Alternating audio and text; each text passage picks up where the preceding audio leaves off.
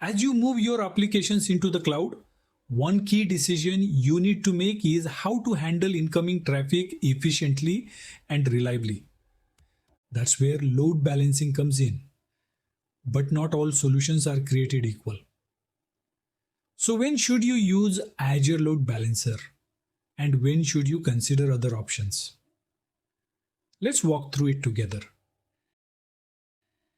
If your organization previously used on-premises hardware load balancers, those physical devices that split traffic between servers, you'll find Azure Load Balancer a natural replacement in the cloud. It's designed to provide the same kind of transport level load distribution using protocols like TCP and UDP. You should use Azure Load Balancer when you are building applications that rely on multiple VM tiers, much like the architecture you may have had in your data center.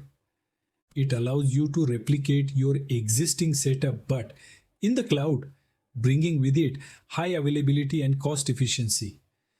You can direct public traffic to your web tier using a public load balancer, or distribute internal traffic between your application's backend layers using an internal load balancer.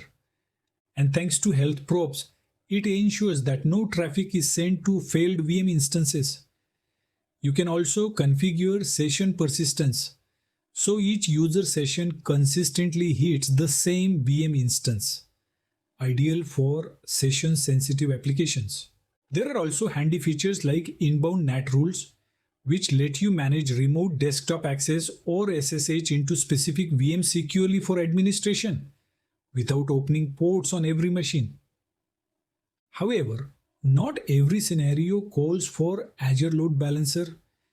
If your application is simple, like a single VM hosting a small website that receives light traffic and is already performing well, then adding a load balancer is a necessary overhead. In that case, you are better off keeping things simple. No backend pool, no distribution rules, just direct access.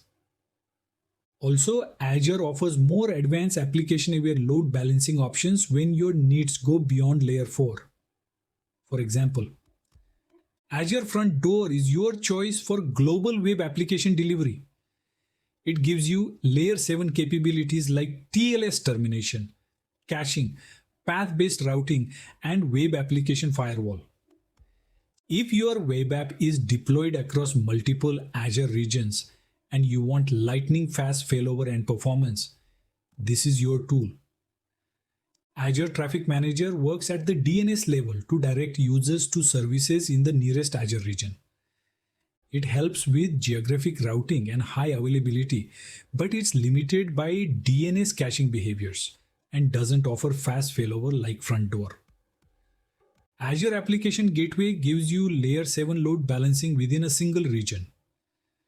It's ideal when you want to offload TLS/SSL work, use URL-based routing, or enable WAF functionality.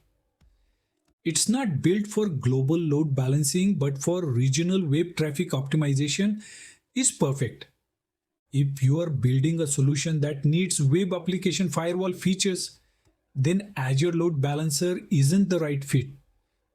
It operates strictly at layer 4, and it won't inspect or filter HTTP/HTTPS traffic the way a layer 7 solution can. So here's your rule of thumb.